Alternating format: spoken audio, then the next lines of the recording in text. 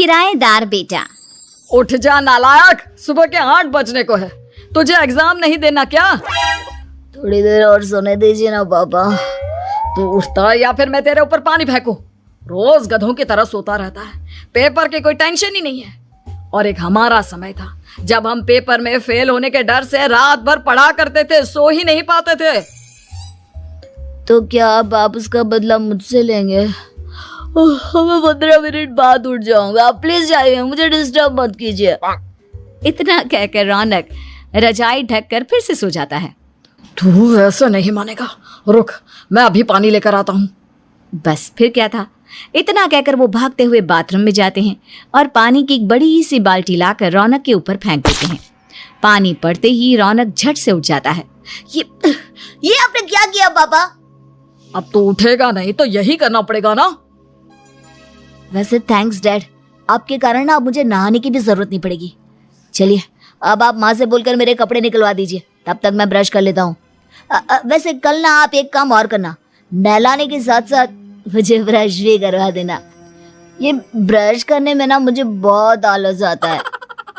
रौनक की बातों से अरविंद का मुंह खुला का खुला रह जाता है।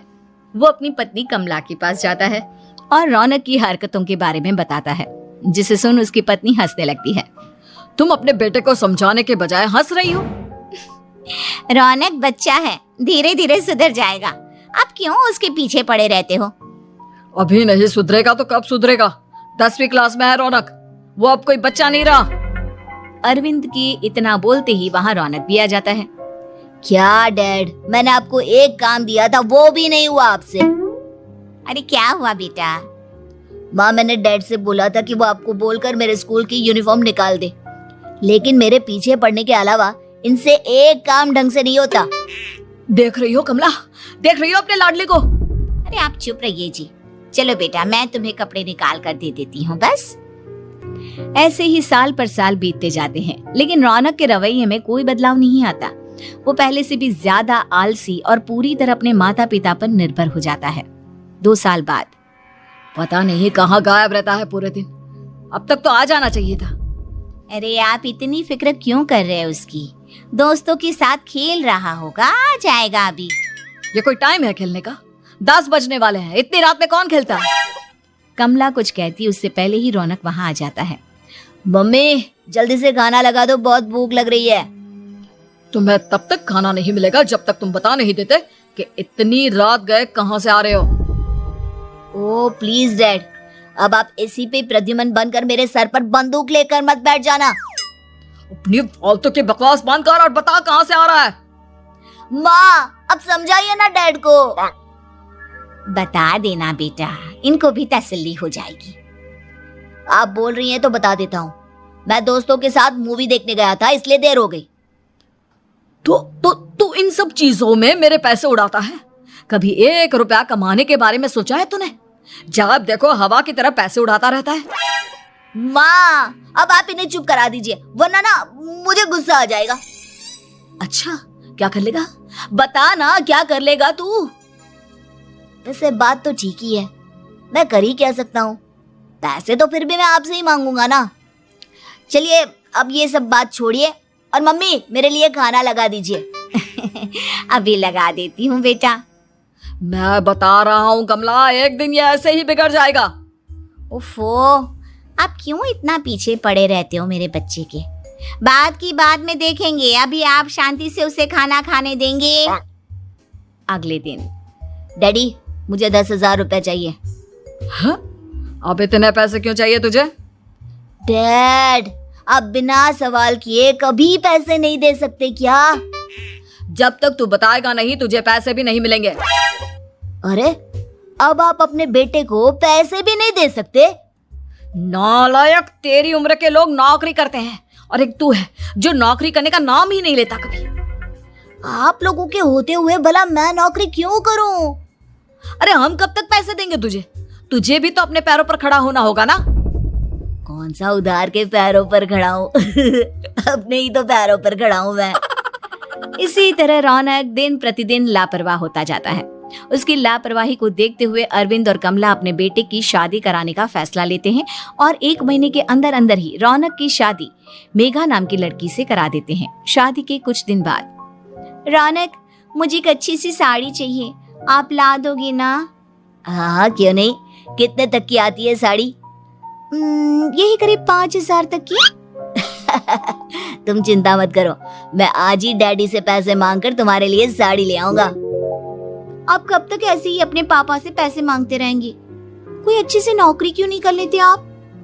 अरे डैड के होते हुए मुझे नौकरी करने की जरूरत ही क्या है? पर आप ऐसे कब तक उनसे पैसे मांगते रहेंगे? कुछ आपको अपने दम पर भी तो करना होगा ना। अब तुम भी बाकी लोगों की तरह मुझे ज्ञान देना शुरू मत कर देना। साड़ी चाहिए ना तुम्हें, मिल जाएगी बस। इतना कहकर रौनक अपने पिता से पैसे मांगने चला जाता है। डैडी, मुझे 5,000 रुपया चाहिए। अब 5,000 क्यों चाहिए तुझे? वो मेघा को साड़ी चाहिए थी। अरविंद आगे बिना कुछ कहे चुपचाप उसे पैसे निकाल कर दे देता है। कुछ दिन बाद, तुम्हें नहीं लगता कमला, रौनक हम पर पहले से भी ज्यादा डिपेंड हो गया है?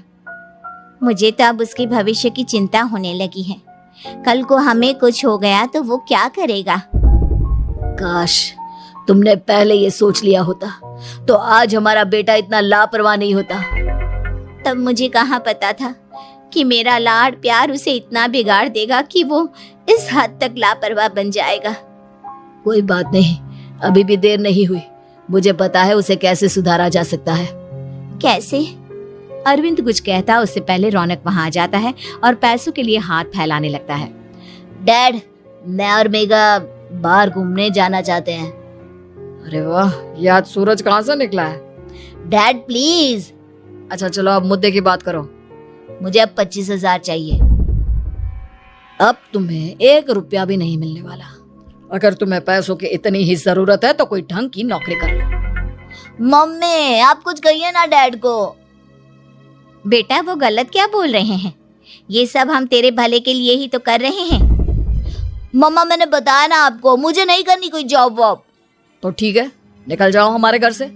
तुम्हारे जैसे लोगों के लिए मैंने ये घर खड़ा नहीं किया है।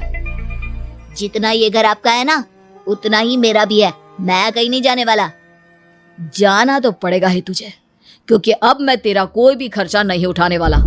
ठीक है, मत उठाइए मेरा खर्चा, मैं अपने दम पर भी जी सकता हूँ। तो बेशर्मों की तरह अब तक यहाँ क्यों खड़ा है? अपना सामान ले और निकल जाए यहाँ से। रौनक पैर पटकते हुए वहां से चला जाता है। घर से निकालना जरूरी है क्या उसे? बिना पैसों के कौन रखेगा उसे किराए पर? अगर उसका भविष्य सुधारना है तो हमें अपने दिल पर पत्थर रखकर ये कदम उठाना ही होगा। दोनों बात कर रहे होते हैं कि रौनक अपनी पत्नी के साथ एक बड़ा सा बैग लेकर घर से निकल जाता है, लेकिन घर से बाहर उसे कोई भी मुफ्त में अपने घर किराए पर नहीं रखता। अंत में थक हार कर वो फिर से अपने घर चला जाता है। क्या हुआ? थोड़ी देर पहले तो दहाड़ते हुए घर से निकला था, अब क्या हुआ? नहीं रखा ना किसी ने तुझे किराए पर? डैड प्लीज, मैं कुछ दिनों में कोई अच्छी सी नौकरी शुरू कर दूंगा। आप तब तक तो हमें रख लीजिए प्लीज। सुबह से रात हो चुकी है लेकिन कोई हमें रखने को राजी नहीं है। अब आप ही बताइए, इतनी रात को मैं मेघा को लेकर कहाँ जाऊंगा? ठीक है, बहू की वजह से मैं तुझे घर पर रख रहा हूँ, लेकिन तू इस घर में एक बेटे की नहीं बल्कि एक किराएदार की हैसियत से रहेगा। 3 महीने है तेरे पास। इन 3 महीनों के अंदर अंदर मुझे तेरी पहली तनख्वाह हाथ में चाहिए, समझ गया? पक्का डैड, इन 3 महीनों के अंदर अंदर तो कोई बढ़िया सी नौकरी ढूंढ ही लूंगा मैं। ऐसे ही धीरे धीरे समय बीतने लगता है और अरविंद के दिए 3 महीनों में से 2 महीने बीत चुके होते हैं। पापा जी ने हमें 3 महीने दिए थे, जिसमें से 2 महीने तो बीत चुके हैं। अब ये आखिरी महीना बचा है। अरे तुम चिंता मत करो, आज मेरा ना 2 जगह इंटरव्यू है, दोनों में से कहीं ना कहीं तो जॉब लगी जाएगी। अच्छा, all the best. Raunak interview के लिए निकल जाता है, जिसके बाद शाम में रौनक घर आता है। कैसा गया इंटरव्यू? आपकी नौकरी लगी या नहीं? अरे पहले सांस तो ले लेने दो अच्छे से। बताइए ना, मुझसे तो जरा भी इंतजार नहीं हो रहा है। वो दरअसल बात यह है कि मेरी नौकरी तो लग चुकी है लेकिन पैसे बहुत कम है। कितने पैसे हैं? 15,000। इतने में अरविंद और कमला मिठाई का डिब्बा लेकर आ जाते हैं। बधाई हो बेटा। हम जानते थे तेरी जॉब जरूर लगेगी। लेकिन मेरी सैलरी बहुत कम है मम्मा। कम है तो क्या हुआ, धीरे धीरे बढ़ जाएगी। हाँ बेटा, हम तो बस चाहते थे कि तू अपने पैरों पर खड़ा हो जाए। मतलब अब आप मुझे घर से नहीं निकालेंगे? नहीं, ये सब हमने तुझे जिम्मेदार इंसान बनाने के लिए किया था। Thank you mummy papa. अगर आप दोनों ऐसा नहीं करते तो मुझे कभी अपनी जिम्मेदारियों का एहसास तक नहीं होता। आज आपने मुझे सिखा दिया कि इंसान का अपने पैरों पर खड़ा होना भी जरूरी होता है। इतना कहकर रौनक झट से अपने माता पिता के गले लग जाता है और अपनी कमाई की पहली तनख्वाह वो अपने माता पिता के हाथ में सौंपता है। इस तरह रौनक एक गैर जिम्मेदार व्यक्ति से एक जिम्मेदार व्यक्ति बन जाता है। मुझे उम्मीद है कि आपको वीडियो पसंद आया होगा। कृपया मुझे कमेंट में बताएं कि आपको वीडियो कैसा लगा। अगर आपको यह पसंद आए तो कृपया लाइक और शेयर करें।